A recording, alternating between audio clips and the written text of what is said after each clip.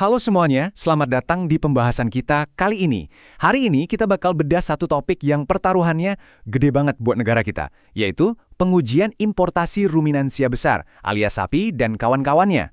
Di satu sisi, kita butuh banget impor ini buat jaga ketahanan pangan dan ningkatin genetik peternakan lokal kita. Tapi di sisi lain, kalau sampai ada satu aja penyakit eksotik yang lolos di perbatasan, wah, itu bisa jadi mimpi buruk yang memicu wabah dan menghancurkan industri peternakan kita.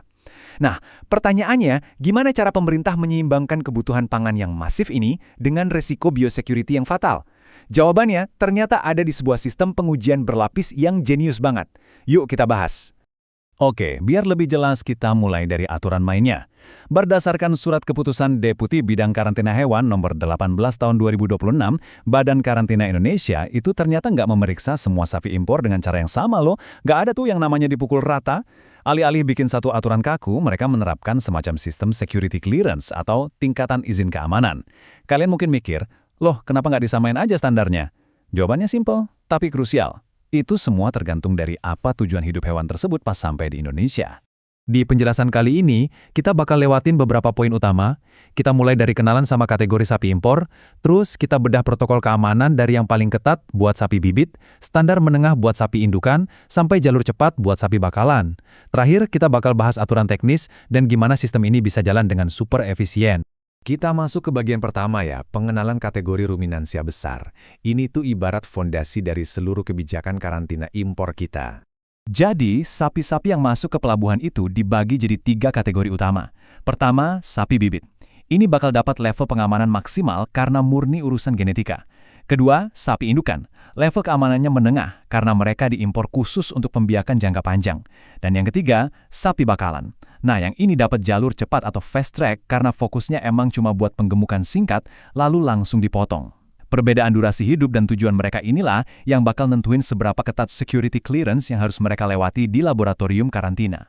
Oke, sekarang kita lanjut ke bagian kedua, sapi bibit dengan protokol terketat. Di sini kita bakal lihat gimana sapi kategori ini benar-benar diperlakukan istimewa. Sapi bibit ini tuh bisa dibilang tamu VIP absolut di dunia peternakan kita. Mereka bawa kualitas genetik unggul dan datang bukan buat dijadiin steak, tapi buat jadi fondasi program pemulihan nasional kita sampai bertahun-tahun ke depan. Coba deh kalian bayangin, kalau ada satu aja dari sapi VIP ini yang bawa penyakit bawaan yang tersembunyi. Efeknya, bukan cuma bikin sakit satu kandang, tapi genetik keturunannya bisa rusak semua. Itu bisa jadi bencana lintas generasi. Makanya, protokol buat sapi bibit ini super duper ketat. Gak ada ampun. Yuk kita intip daftar tes buat para VIP ini. Untuk 8 penyakit strategis kayak LSD, brucellosis, BVD, sampai MTBC itu wajib disampling 100%. Maksudnya gini, kalau ada 100 sapi bibit yang datang, 100-100-nya itu wajib banget diambil sampel darah atau spesimennya. Bener-bener rapat. Terus untuk penyakit kayak PMK dan listeriosis, sapi bakal dicek kalau mereka emang nunjukin gejala klinis aja. Dan usus buat flu burung atau avian influenza, pemeriksaannya pakai target deteksi prevalensi minimum 10% dengan tingkat kepercayaan 95%. Ini adalah jaring pengaman laboratorium yang paling kokoh. Lanjut ke bagian ketiga ya, kita turun satu level dan lihat gimana bedanya saat kita ngebahas sapi indukan dengan standar menengah. Coba kontraskan sama sapi VIP yang tadi. Sapi indukan ini ibarat ibu-ibu yang bakal menetap lumayan lama buat beranak pinak di Indonesia. Jadi standarnya tetap sangat tinggi. Tapi, alih-alih ngetes 100% ke semua sapi, karantina milih pakai pendekatan statistik yang cerdas. Mereka menargetkan sampling buat mendeteksi penyakit dengan prevalensi minimal 10% dengan tingkat kepercayaan 95%. Daftar penyakitnya panjang, hampir sama dari brucellosis sampai listeriosis, tapi jumlah sampel yang diambil sangat dioptimalkan. Nah, buat PMK dan flu burung, fokusnya murni digeser cuma ke hewan yang secara fisik emang kelihatan sakit. Masuk ke bagian keempat, sapi bakalan dengan uji tertarget. Ini adalah jalur cepat buat hewan-hewan yang cuma datang buat kunjungan singkat.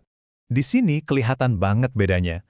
Karena sapi bakalan ini tujuannya cuma murni buat penggemukan dan bakal segera dipotong, siklus hidup mereka di tanah air itu pendek banget. Otomatis, risiko mereka menyebabkan penyakit jangka panjang jauh lebih kecil dibandingin sapi indukan. Imbasnya apa? Beban pengujian laboratorium dipangkas drastis. Uji prevalensi 10% yang tadi kita bahas, sekarang hanya difokuskan ke 2 penyakit paling krusial aja, yaitu LSD dan brucellosis. Terus kalian pasti mikir, penyakit mematikan lainnya gimana dong? Nah, ini poin kuncinya. Buat sapi bakalan, mayoritas penyakit, mulai dari leptospirosis, BVD, sampai PMK dan flu burung, itu cuma bakal diuji di lab kalau sapinya benar-benar aktif kelihatan sakit atau punya gejala klinis mencurigakan. Kalau mereka kelihatan sehat bugar, mereka langsung lewat. Ini tuh ibarat disuruh lewat metal detektor biasa di pos pemeriksaan, bukan mesin pemindai seluruh tubuh kayak di bandara. Sangat cepat, tapi tetap sigap nangkap ancaman yang kasat mata. Kita sampai di bagian kelima, ketentuan teknis dan efisiensi. Disinilah kita bisa benar-benar lihat kalau aturan karantina ini nggak cuma strict, tapi juga super cerdas dan taktis. Pedoman teknis yang dibikin Badan Karantina Indonesia ini dirancang dengan satu tujuan ganda yang keren.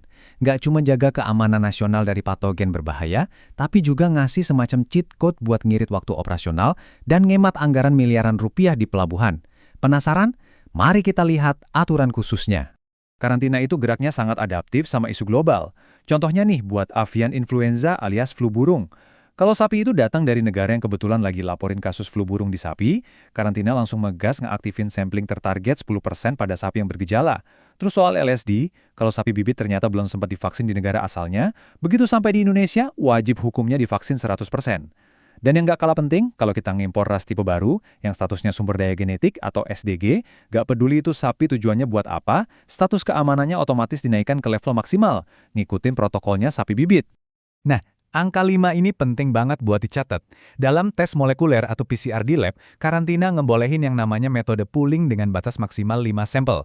Maksudnya gimana tuh? Jadi, darah dari 5 sapi yang berbeda itu dicampur ke dalam satu tabung tes PCR aja. Kalau hasilnya negatif, boom! Berarti kelima sapi itu sehat semua dan kita baru aja menghemat ongkos tes PCR 4 kali lipat. Keren kan? Logika yang sama juga berlaku buat angka 2 ini. 2 adalah batas maksimal sampel yang boleh dipooling kalau laboratorium milih pakai metode uji serologis atau ELISA. Lagi-lagi, bayangin ribuan sapi yang ngantre di pelabuhan. Metode pooling ini tuh bener-bener jadi penyelamat waktu dan efisiensi biaya yang masif banget. Tapi, gimana ceritanya kalau alarm tiba-tiba bunyi? Alias ada hasil lab yang positif. Kita ambil kasus penyakit BVD nih.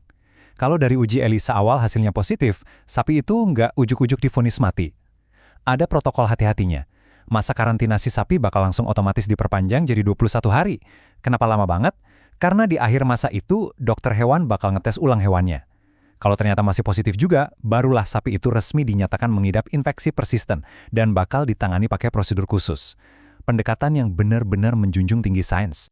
Mungkin dari tadi kalian bertanya-tanya, angka 10% atau 100% itu ngitungnya dari mana sih? Secara logistik, total populasi atau N itu nggak asal ditebak.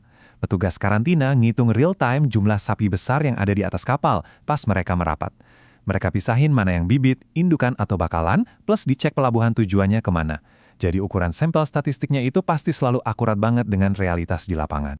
Dan ini dia puncak dari segala efisiensinya. Uji lab di Indonesia itu ternyata bahkan bisa di-skip atau ditiadakan sepenuhnya loh. Kapan itu bisa terjadi? Pertama, kalau sapinya datang dari negara yang memang secara sah diakui bebas penyakit tersebut oleh Organisasi Kesehatan Hewan Dunia atau WHO berdasarkan data atau jurnal yang valid. Syarat kedua, kalau negara asal ternyata udah melakukan tes dengan metode dan target yang sama persis kayak yang diminta Indonesia. Logikanya, buat apa kita buang reagen lab mahal-mahal buat ngulang kerjaan yang udah beres di luar negeri kan? Ini namanya efisiensi berbasis kepercayaan dan data. Nah, menutup penjelasan ekstensif kita hari ini soal sistem karantina, aturan SK Deputi yang udah kita bongkar tadi sebenarnya punya satu pesan yang sangat kuat. Semua kerumitan protokol, mulai dari tes 100%, metode pooling, sampai mantau gejala klinis, pada akhirnya cuma punya satu tujuan bermakna, yaitu melindungi keberlangsungan usaha peternak lokal kita dari kehancuran karena wabah penyakit, dan di waktu yang bersamaan, ngelindungi semua konsumen di pelosok negeri.